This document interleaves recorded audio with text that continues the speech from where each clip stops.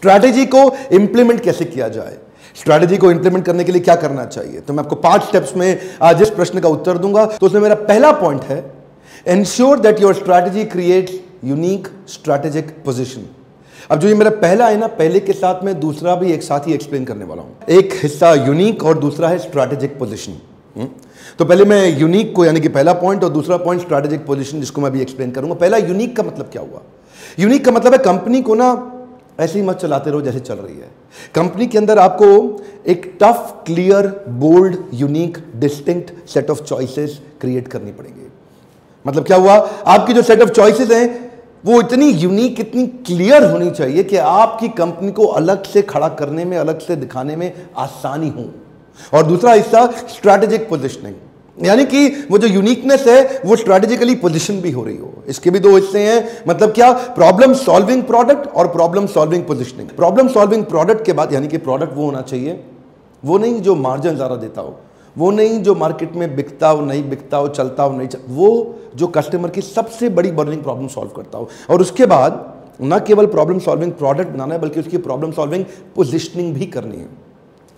देखिए 2 बातें हैं, पहले समझिए। कई बार क्या होता है, हम लोग ना इंडियन कंपनीज अमेरिकन को इतनी तेज कॉपी करते हैं, ये नहीं समझते कि इस प्रॉब्लम का कितना बड़ा क्वांटम है। इस प्रॉब्लम की मतलब नीड कितनी बड़ी है। यूएस में इस प्रॉब्लम की नीड थी तो वहां प्रोडक्ट बना, चल गया। सो इंडिया में भी क्या उस प्रॉब्लम का इतना रेलेवेंस है?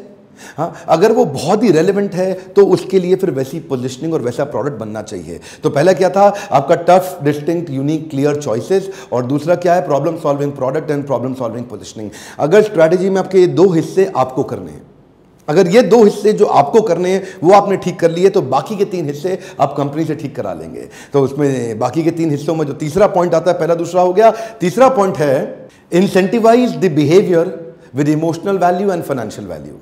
यानी कि अब जो कंपनी में आपने कुछ बड़े चॉइसेस ले लिए हैं, बड़े डिसीजंस ले लिए हैं, कुछ नई पोजीशनिंग की तैयारी करी है, लेकिन आपके एम्प्लॉइज तो तैयार नहीं है ना, आपके फैमिली मेंबर्स, मैनेजमेंट के लोग तो तैयार नहीं हैं। आपको बिहेवियर्स को इंसेंटिवाइज करना पड़ेगा। देखिए इंसेंटिव जो है ना वो 2 प्रकार के होते हैं। एक होता है इमोशनल इंसेंटिव और दूसरा फाइनेंशियल इंसेंटिव। यानी कि आपको इमोशनल वैल्यू और फाइनेंशियल वैल्यू दोनों क्रिएट करनी पड़ेगी। लेफ्ट ब्रेन भी है, राइट ब्रेन भी है। इमोशनल ब्रेन भी होता है एम्प्लॉय का, लॉजिकल ब्रेन भी होता है एम्प्लॉय का। आपको वो दोनों वैल्यू क्रिएट करनी है।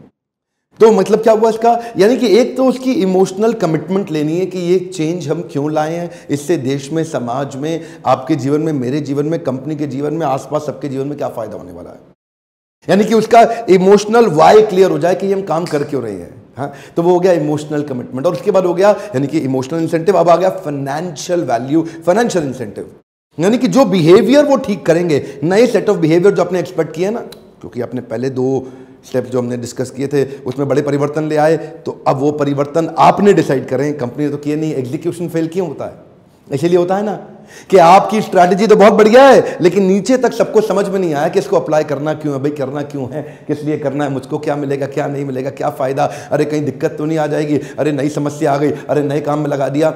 उनका इमोशनल कमिटमेंट आपको लेना पड़ेगा। तो इमोशनली उनको इन्वॉल्व करिए, उनको एंगेज करिए। जिधर है इमोशन वहीं आता है डिवोशन। आग सीने में लगनी चाहिए, पीछे नहीं, आपको मालूम है ना। और दूसरा है फाइनेंशियल वैल्यू, यानी कि जो बिहेवियर वो कर रहा है उसके ऊपर उसको इंसेंटिव देने चाहिए। अब जब वो इंसेंटिव आप देंगे उसको, फाइनेंशियली भी देंगे, इमोशनली भी देंगे, तो आपके साथ लग जाएगा। तो यानी कि आप और आपकी टीम अब एक हो गई। अब एग्जीक्यूशन थोड़ा आसान होगा। ये 3 स्टेप थे। आपने उनका इमोशनल कमिटमेंट ले लिया, अब उनका विल तो आ गया है, अब वो करना तो चाहते हैं, लेकिन